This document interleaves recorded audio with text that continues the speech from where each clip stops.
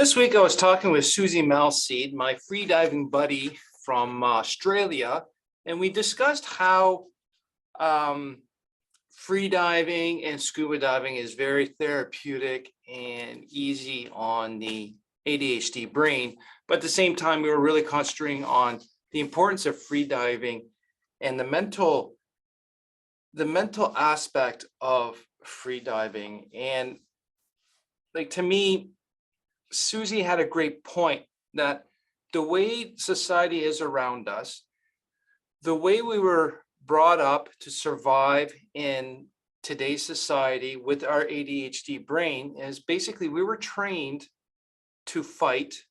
And with all this fighting, for a lot of us, we fought, while a lot of other people would freeze and flight.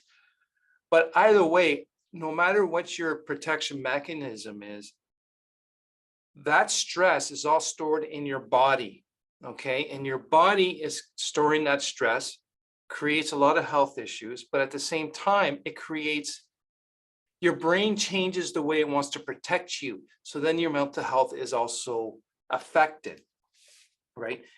And we both talked about how the water pressure is very soothing and comforting with free diving. And for me, scuba diving, I'm not free diving yet, but it's definitely something I want to pursue, especially now after talking with Susie. But I'll repeat it again. You know, you get that hug from your grandmother, that big, strong hug around the shoulders and the body. When she releases it, you get this, immense release of tension release, and then at the same time, emotional release. You know, that feeling that's very comforting, and you feel very special.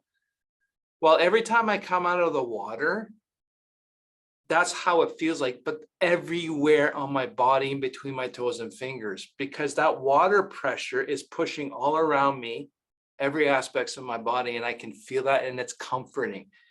A lot of people get that same feeling with weighted blankets, but once we hit that 50 foot mark, we can start feeling that pressure, and that's very comforting. And I actually get into a meditative state at that depth because that's a very comforting pressure. So what Susie really explained to us is that the free diving forces you to self-regulate. So in order for you to hold that one breath and go down for a long time while holding the breath and at depth, and remember, free diving, you don't have a tank or a regulator. You just hold your breath.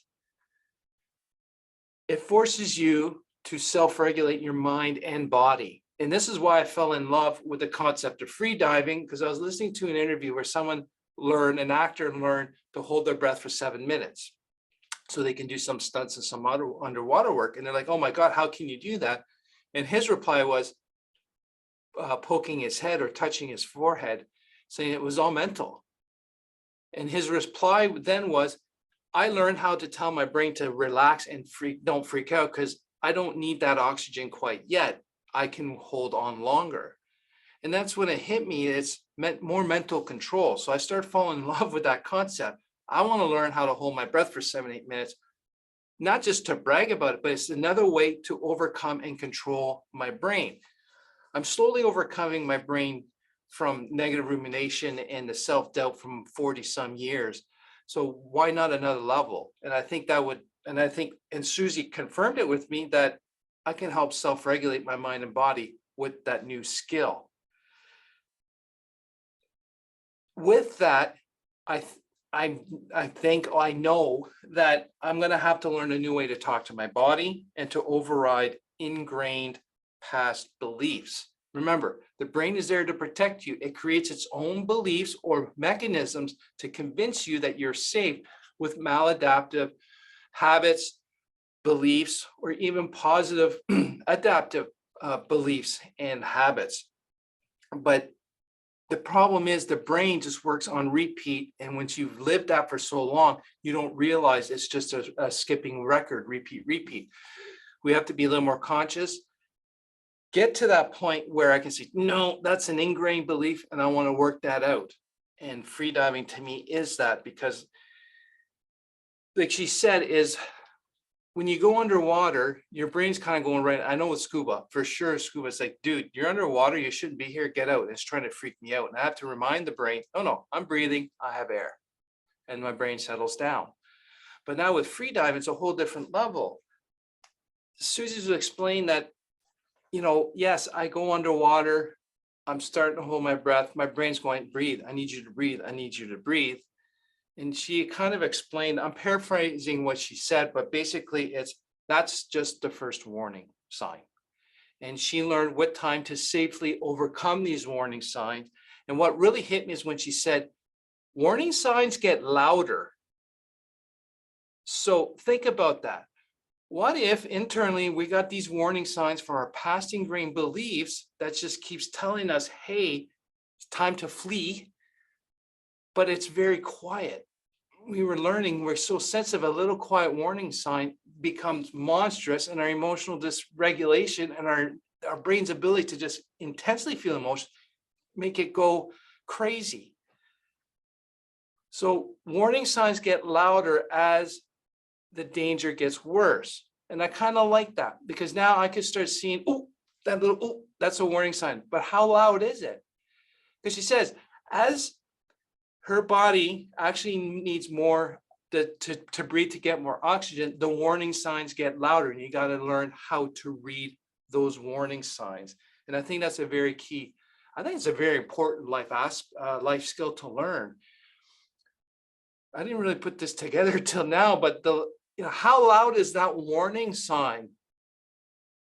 Do I need to react? That's my next comment. That's a trigger thing, bring it right down. So it's not that we want to wait till that warning sign is so loud that become a very dangerous situation. But like she said, she learned that with each warning sign that she's able to do a little more. And I really like that aspect. The other thing that really changed, and I actually applied it last week in New York when I was on a 15, 16 mile hike around downtown New York. But what she said was, she doesn't think about if she can hold her breath for 6 minutes. She doesn't go underwater, say at 1 minute mark, that she has 4 or 5 more minutes to go. She says that's defeating, because that's an end.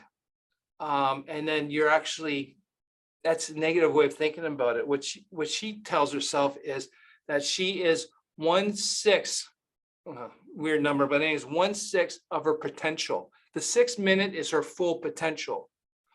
So now I've only got 1/6 of my potential completed. Now I want to go to 100% potential. And to me, that's it's a subtle shift in thinking, but to me, it's a big deal. So in New York, I was like, oh my God, I'm halfway through the day. My goal was 20,000 steps for the day, which I actually got 40,000. But when I got to that 20,000 point, I'm like, why not make it 40? I'm only halfway there. I'm only halfway to my full potential. And then when I got to the last hour and a half, walk back to the hotel, I'm like, I'm not at my full potential. I'm 3/4 of the way of my potential. I can still do it. And it sounds corny, but it did make a little change in my step. I was able to go through without dreading and count down the steps to the hotel. All of a sudden, the hotel showed up because I was nearing that potential, and I was enjoying myself too at the same time.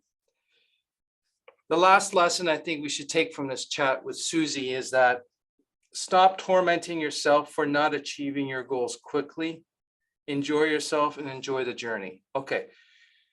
I put in the thing about the goals because I kind of misread my notes right now, but she did say, stop tormenting yourself, enjoy yourself, and enjoy the journey. And I think that's a very important thing, because I put in the goals part because as a driven, high achieving, growth mindset entrepreneur, once I achieve a goal, I need to set another one, because the ADHD brain is actually a bit bored.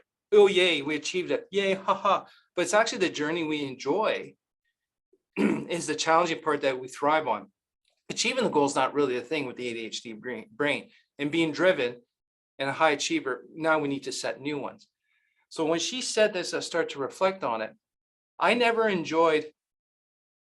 celebrated the goals. The goals wasn't a big thing. It was actually the journey of it that I preferred, but I never enjoyed that part.